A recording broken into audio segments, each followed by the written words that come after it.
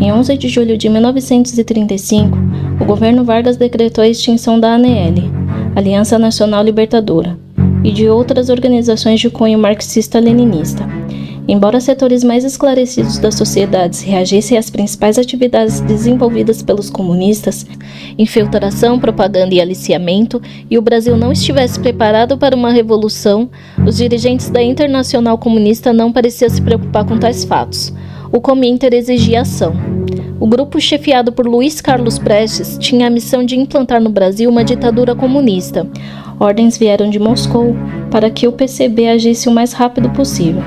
Luiz Carlos Prestes concordou com o desencadeamento do movimento armado que vitimou centenas de civis e militares. Os recursos de Moscou para o financiamento da Revolução eram destinados a Celestino Paravente, velho conhecido de Prestes no Café Paravente, na rua Barão de Itapetininga, em São Paulo. A polícia, convencida de que o dinheiro vinha pelo Uruguai, jamais descobriu. Paravente recebia remessas regulares por sua conta no banco francês e italiano. Próspero, industrial e muito rico, Paravente movimentava grandes somas de dinheiro e se correspondia com o mundo inteiro sem despertar suspeitas. O movimento deveria eclodir simultaneamente no Rio de Janeiro, Rio Grande do Norte e Pernambuco. Por erro de interpretação de um código, a insurreição começou prematuramente no dia 23 de novembro de 1935, em Natal, quando 2 sargentos, 2 cabos e 2 soldados do 21º Batalhão de Caçadores, cerca de 300 homens da extinta Guarda Civil e poucos civis assumiram o controle da cidade. Foram 3 dias e 3 noites de violência e terror. Saques e arrombamentos foram a tônica das ações desencadeadas pelos revoltosos. Vencida a resistência da polícia, a cidade ficou à mercê de uma verdadeira malta que acéfala passou a saquear desordenadamente os estabelecimentos comerciais e bancários. Na manhã de 24, sob a alegação de ter sido aclamado pelo povo, um incipiente Comitê Popular Revolucionário era dado como governo instituído e entrava em pleno exercício de mandato. O primeiro ato desse comitê foi a ordem de arrombamento dos cofres dos bancos, das repartições federais e das companhias particulares para financiar a revolução. O governador do Rio Grande do Norte refugiou-se no consulado italiano e o consulado chileno recebeu outras autoridades. A rebelião foi debelada depois de 4 dias pela polícia da Paraíba juntamente com o 20º Batalhão de Caçadores de Alagoas.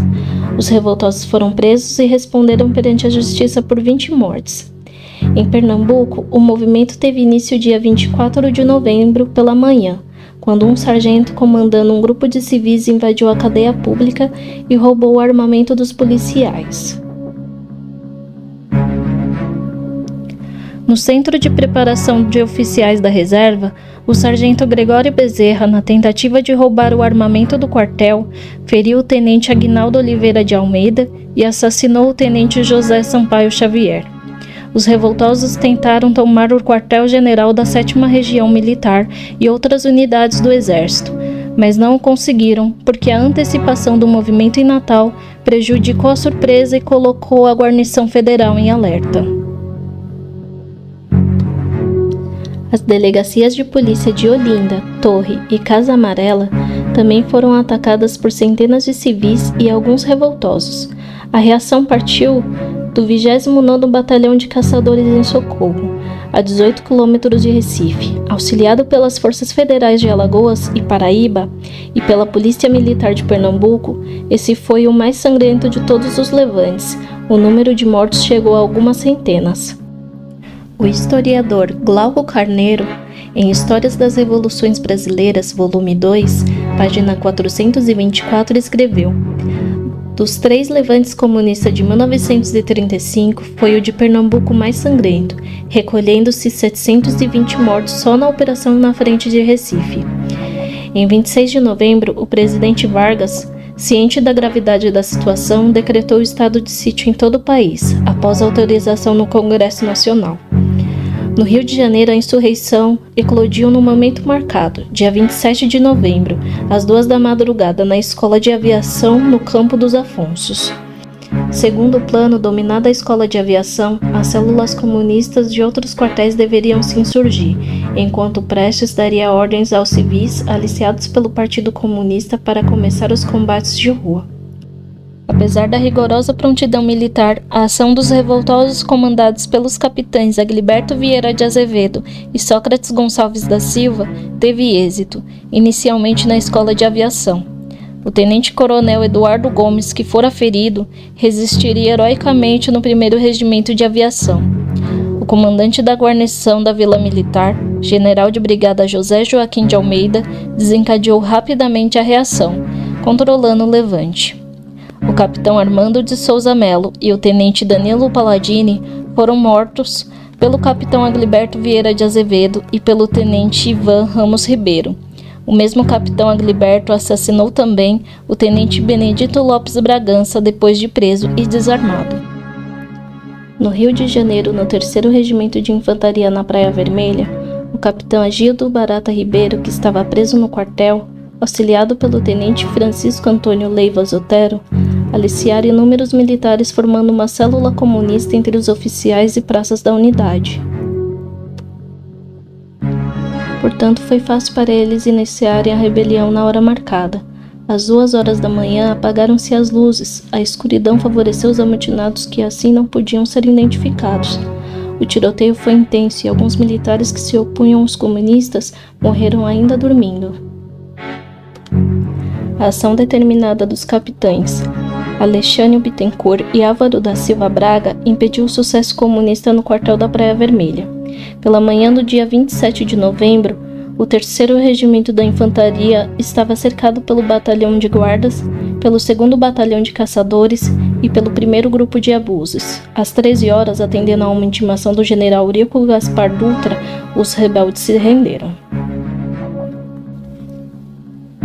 O movimento, se vitorioso, teria 2 fases.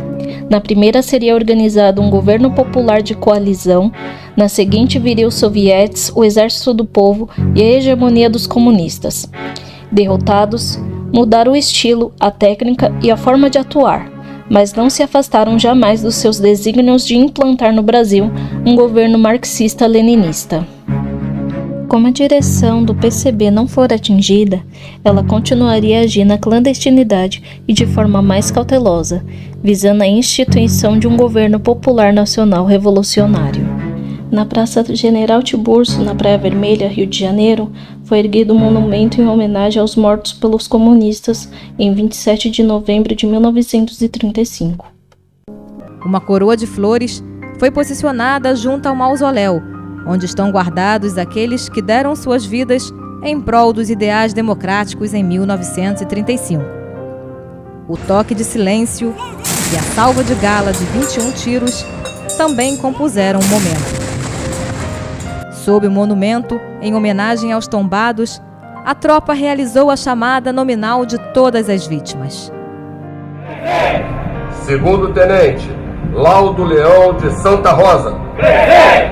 Segundos sargentos José Bernardo Rosa. A banda do 1º Batalhão de Guardas e o clarim oriundo do 2º Regimento de Cavalaria de Guarda harmonizaram a justa homenagem.